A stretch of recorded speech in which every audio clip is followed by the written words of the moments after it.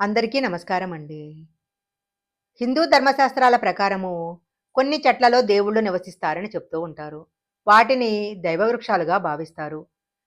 ఏ చెట్టులో ఏ దేవుళ్ళు కొలువై ఉంటారో, ఏ దేవతా వృక్షాలను పూజిస్తే ఎలాంటి ఫలితాలు కలుగుతాయో ఈ వీడియోలో మనం తెలుసుకుందాము. ముందుగా ఒక రిక్వెస్ట్ అండి. మీరు గనక మా ఛానల్ మొదటిసారి చూస్తున్నట్లయితే వెంటనే సబ్స్క్రైబ్ చేసుకోండి. మనం దేవుళ్ళను ఎలా అయితే పూజిస్తామో కొన్ని రకాల వృక్షాలను కూడా అలాగే పూజిస్తాము. అలా పూజించినట్లయితే కుటుంబం పైన దేవతల యొక్క ఆశీర్వాదం ఉంటుంది. కొన్ని దేవతా వృక్షాలను పూజించినట్లయితే చేసే పూజలన్నీ నేరుగా దేవుని పాదాల చెంతకు చేరుతాయని పురాణాల్లో చెప్పబడింది. అందువలన ప్రతి ఒక్కరూ ఖచ్చితంగా పూజించాల్సిన ఒక 5 దేవతా వృక్షాలను గురించి ఇప్పుడు మనం తెలుసుకుందాము. దేవతా వృక్షాలుగా పేరు పొందిన మొక్కలలో ముందుగా చెప్పుకోవలసిన మొక్క తులసి మొక్క. ప్రతి ఒక్కరి ఇంట్లో తులసి మొక్క తప్పకుండా ఉంటుంది. తులసి మొక్కలో 33 కోట్ల మంది దేవతలు, ముఖ్యంగా లక్ష్మీదేవి కొలువై ఉంటుందని పురాణాల్లో చెప్పబడింది. ఏ ఇంట్లో అయితే తులసి మొక్క ఉంటుందో ఆ ఇంటిపైన దేవతల యొక్క ఆశీర్వాదం ఉంటుంది.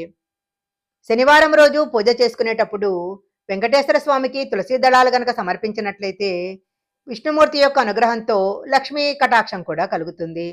పూజా గదిలో తులసాకులు పెట్టుకున్నట్లయితే ఇల్లంతా డబ్బుతో నిండిపోతుంది. ప్రతిరోజు ఉదయము సాయంత్రము తులసి చెట్టు ముందు దీపారాధన చేసి ప్రదక్షిణాలు చేసినట్లయితే లక్ష్మీ కటాక్షం కలుగుతుంది. అయితే ఇంట్లో తులసి మొక్కను పెంచుకోవాలనుకునేవారు కుండీలో మాత్రమే పెంచుకోవాలి. నేల మీద తులసి మొక్కను పెంచుకోకూడదు. మనం ఏ దేవాలయానికి వెళ్ళినా ప్రతి దేవాలయంలో తప్పకుండా రావి చెట్టు ఉంటుంది. చాలామంది దేవాలయాలకు వెళ్ళినప్పుడు రావి చెట్టుకు ప్రదక్షిణాలు చేసి రావి చెట్టు కింద దీపాలు వెలిగిస్తూ ఉంటారు. దేవతా వృక్షమైన రావి చెట్టులో 22 కోట్ల మంది దేవతలు నివసిస్తారని చెప్తారు. రావి చెట్టుని కల్పవృక్షం అని కూడా అంటారు. రావి చెట్టు కింద నెయ్యి దీపం వెలిగించినట్లయితే సకల పాపాలు నశించిపోయి శుభ ఫలితాలు కలుగుతాయి.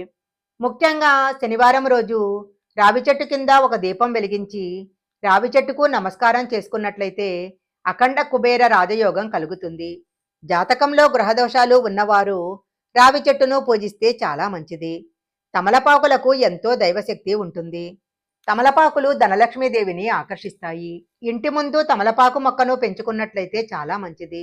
ఎవరైతే అప్పుల సమస్యతో బాధపడతారో అలాంటి వారు తమలపాకు మొక్కను ఇంట్లో పెంచుకుంటే అప్పుల బాధ తొలగిపోతుంది. దేవతా వృక్షమైన అశోక చెట్టును ఎంతో పవిత్రంగా భావిస్తారు. కామదేవుడి ప్రతీకగా అశోక వృక్షాన్ని చెప్పటం జరుగుతుంది. అశోక చెట్టు ఆకులు తెచ్చుకొని ఇంట్లో పెట్టుకుంటే ఆర్థిక సమస్యలన్నీ తొలగిపోతాయి. అశోక అంటే శోకం లేనిదని అర్థము. అశోక చెట్టును పూజించటం ద్వారా డబ్బు సమస్యలన్నీ తొలగిపోయి ఇంట్లో పుష్కలంగా డబ్బుంటుంది. అశోక చెట్టులో శివుడు ఉంటాడని నమ్ముతుంటారు. ఇంటి దగ్గర అశోక చెట్టును పెంచుకుంటే కుటుంబానికి చాలా మంచిది. కుజదోషాలతో బాధపడేవారు అశోక చెట్టును పూజిస్తే చాలా మంచిది. జమ్మి చెట్టుకి చాలా ప్రాధాన్యత ఉంది. ఎవరైతే జమ్మి చెట్టును పూజిస్తారో అలాంటి వారికి శని దోషాలన్నీ తొలగిపోతాయి. రామాయణ మహాభారతంలో కూడా ఈ చెట్టును గురించి చెప్పటం జరిగింది. జమ్మి చెట్టును పూజించి ఏదైనా పనిని చేపట్టినట్లయితే అందులో తప్పకుండా విజయం కలుగుతుంది. మహావిష్ణువు స్వరూపంగా ఉసిరి చెట్టును పూజిస్తారు. లక్ష్మీదేవి కన్నీళ్ల నుంచి ఉసిరి చెట్టు ఉద్భవించిందని చెప్తారు. కార్తీక మాసంలో ఉసిరి చెట్టు కింద కూర్చొని వనభోజనాలు చేస్తారు.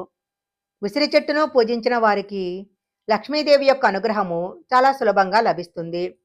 అత్యంత పవిత్రమైన దేవతా వృక్షాలలో మర్రి చెట్టు కూడా ఒకటి. దీన్నే వటవృక్షం అని కూడా అంటారు. సాక్షాత్తు సృష్టికర్త అయిన పరమశివుడు మర్రి చెట్టులో ఉంటాడని నమ్ముతుంటారు. సంతానం లేని దంపతులు మర్రి చెట్టుకు కానీ రావి చెట్టుకు కానీ ఉయ్యాల కట్టినట్లయితే త్వరలో సంతాన ప్రాప్తి కలుగుతుంది. మర్రి చెట్టు వేర్లను ఇంటికి తెచ్చుకొని ఇంటి గుమ్మానికి కట్టుకుంటే కుటుంబానికి విపరీతమైన అదృష్టం కలిసొస్తుంది. వేప చెట్టుకి చాలా ప్రాముఖ్యత ఉంది. ఒక వేప చెట్టును పూజిస్తే ముక్కోటి దేవతలు సంతోషిస్తారని చెప్తారు. వేప చెట్టు పైన దేవుళ్ళు నివసిస్తారని నమ్ముతుంటారు. వేప చెట్టును పూజించిన వారికి జీవితంలో కష్టాలనేవి రావు. వేప చెట్టులో దుర్గాదేవి కొలువై ఉంటుంది.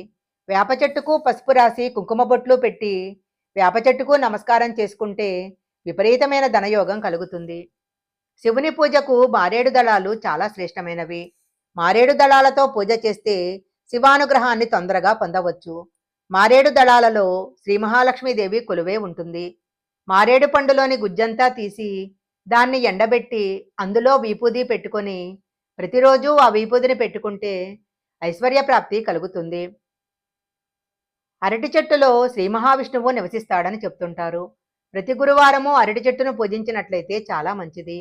అరటి చెట్టుకు కుంకుమ నీళ్లు పోసి అరటి చెట్టు కింద దీపం వెలిగిస్తే విపరీతమైన సంపద కలిసొస్తుంది. వివాహం ఆలస్యం అవుతున్న వారు ప్రతి గురువారం రోజు అరటి చెట్టు దగ్గర నెయ్యి దీపం వెలిగిస్తే త్వరలోనే వివాహం జరుగుతుంది. అరటి చెట్టులో నారాయణుడు కొలువే ఉంటాడు. అందువలన అరటి చెట్టును పూజిస్తే లక్ష్మీదేవి యొక్క కటాక్షం కూడా కలుగుతుంది. కలబంద మొక్కను అదృష్టపు మొక్కగా భావిస్తారు. కలబంద మొక్కను ఇంట్లో పెంచుకుంటే అష్టదరిద్రాలు తొలగిపోతాయి.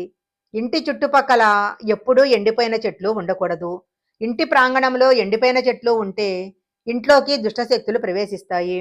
నెగటివ్ ఎనర్జీ వ్యాపిస్తుంది. అందువలన ఎండిపోయిన చెట్లు ఇంటి ముందు లేకుండా చూసుకోవాలి. ఈ వీడియోలో చెప్పిన విధంగా దేవతా వృక్షాలుగా చెప్పబడిన ఈ చెట్లలో ఏ ఒక్క చెట్టును పూజించినా సకల శుభాలు కలుగుతాయి. ఈ వీడియో గనక మీకు నచ్చినట్లయితే లైక్ చేయండి, షేర్ చేయండి. ఇలాంటి మరిన్ని వీడియోల కోసం మా ఛానల్ సబ్స్క్రైబ్ చేసుకోండి. పక్కనే ఉన్న బెల్ ఐకాన్ని యాక్టివేషన్ చేసుకుంటే మేము పెట్టే వీడియోలన్నీ కూడా మీకు ముందుగానే నోటిఫికేషన్గా వస్తాయి. మరొక మంచి వీడియోతో మళ్ళీ కలుసుకుందాం.